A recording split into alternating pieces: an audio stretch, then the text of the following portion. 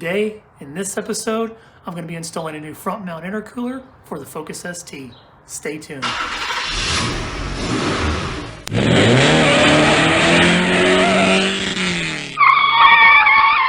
just want to show you guys kind of the unboxing of everything. Here's our intercooler itself. We've got all of your, so this is all your extra materials. They package everything like this. Here is the book that shows you everything that's actually in the box. The first thing that we're going to have to remove, this little mid piece that runs the length right here. So you've got torque screw here, got one right here, right here. There's going to be a few more underneath this piece to take out this splash guard. This front splash guard, you've got one T30 Torx bit there. You've got another one right there. You have another one right there.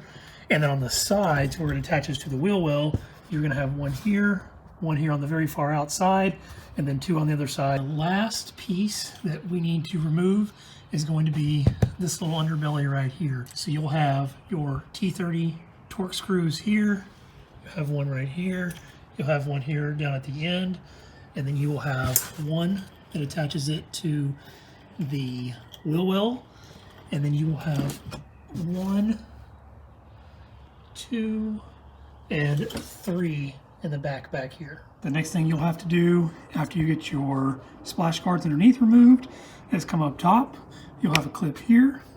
You'll have one over here on this side that I've already taken out, and you will have two right here. I know that these are two Phillips heads. Again, I think somebody swapped some parts out, but I believe that these should be just regular clips like the other two. You will also have two things holding these in up top.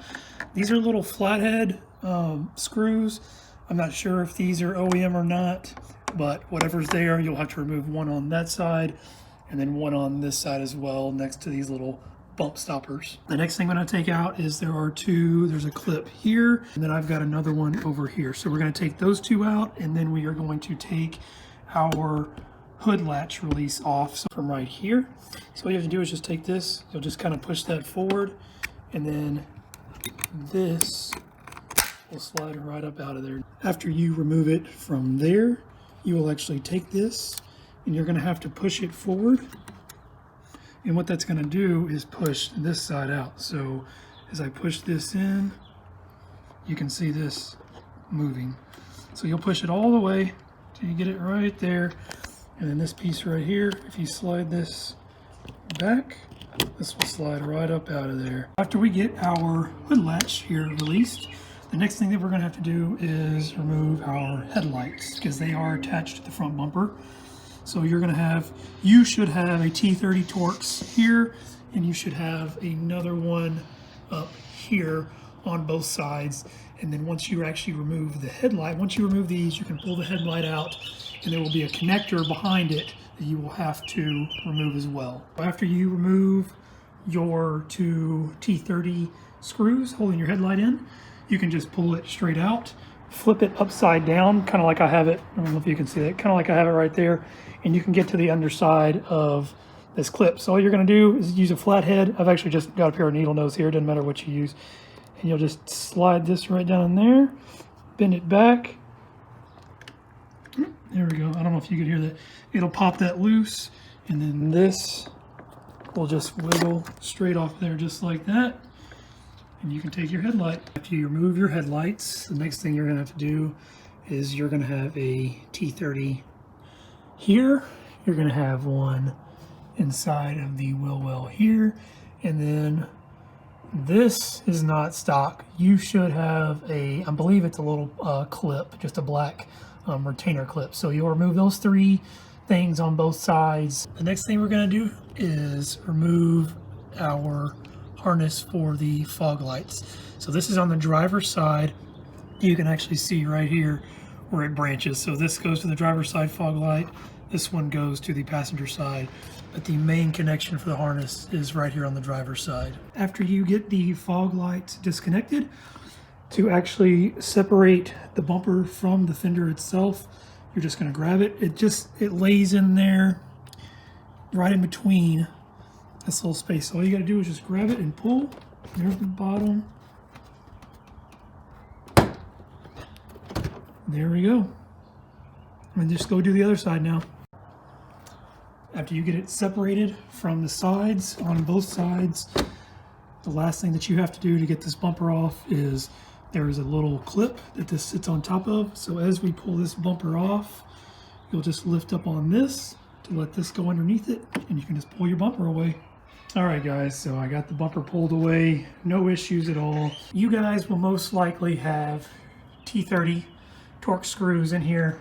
Looks like somebody replaced these as well with some Phillips heads. So I'm going to move those out, and we will remove this air duct that is in front of our intercooler. Next thing we're going to have to remove is this little plastic absorber in front of the crash bar. So it is just a few clips inside of there. There's nothing else. You just maneuver these, and this thing will pull right out of there. So once we get the new intercooler on, I don't plan on keeping this factory shutter system. CPE is nice enough to give you a little black zip tie, so we are going to disconnect this here, and I will find a place to zip tie this to the frame so that it is out of the way. So we are going to go ahead and remove our shutter system, and then we will actually pull the intercooler down and out. So for this shutter system, it sits right behind that clip. There's nothing that really is actually clipped in, it just sits behind there.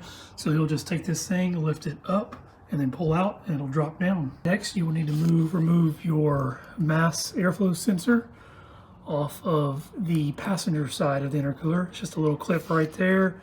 Just pop that up, and then this should slide right out of there. The next thing we're going to do is loosen our hose clamps for our charge pipes. So this one right here, I couldn't get a socket to, so you'll have to use it's a 7mm wrench. So we'll use that one, and then there is another one over here on this side, right here. So we'll loosen those up and then pull these off of our stock intercooler. You've got to have one 8mm bolt over here and one on the other side as well. So we'll remove those two and drop this old intercooler out of here. All right, we have our old intercooler off. There is our pipes. It's time to start putting our mounting brackets on the new one. So up top, up here, you are going to put the supplied brackets that they give you, and you're going to be using the 4 M6 bolts and 4 out of the 6 M6 nuts that they provide. After you get your top brackets mounted, you can put it on there, kind of just test the fitment. They say to not leave too much of a gap. Honestly, I really don't understand what it's talking about because it only fits on one direction. But if I encounter any problems later on, I will let you guys know. After you do that, we're going to come over here. It should be, I think it's a T25, and we're going to remove our sensor off of the old intercooler so that we can install it on our new one. You're going to take it. We will just set it down in here just like this, and then CPE actually provides you with the bolt to do it with. The next thing we're going to do is install our lower bracket pieces. So I already put them on there, and I actually already had it fitted up to the car.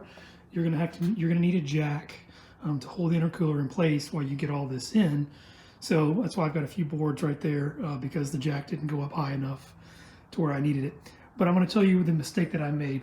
I put the brackets on first, and then I tried mounting it. It's not going to work that way because you can't get down behind to attach the nut to the bolt itself. So what I'm going to do is I'm actually going to put the bracket on first with this, and then I will mount the intercooler to the bracket in these two holes. All right, guys, so again, the easiest way that I found to actually mount the lower bracket is to mount the bracket to the car first with the stock bolt and the nut that is provided by CPE. Tighten it down enough to where this can still swivel, because the problem is that once you get it lined up and you get these two bolts in there, this is a pain in the butt to tighten down because there's not a lot of space to reach this nut. So what I ended up having to do is come in from an angle and just use two of it's a 10mm and an 8mm, and if you have the ratcheting ones, it'll work even better for you. Unfortunately, I did not, so it did take me a while, but we got it in there. It is on, it's all tightened down, it's lined up. And that's what it looks like. So the only thing that I have not done is I'm not going to reconnect the charge pipes because I'm going to be replacing them with CPE charge pipes. And then on the cold side, I'm actually going to be using CPE's XL kit with a tile blow-off valve. All right, guys, we got our new intercooler on. In the next episode, we're going to be installing our new turbo. See you then.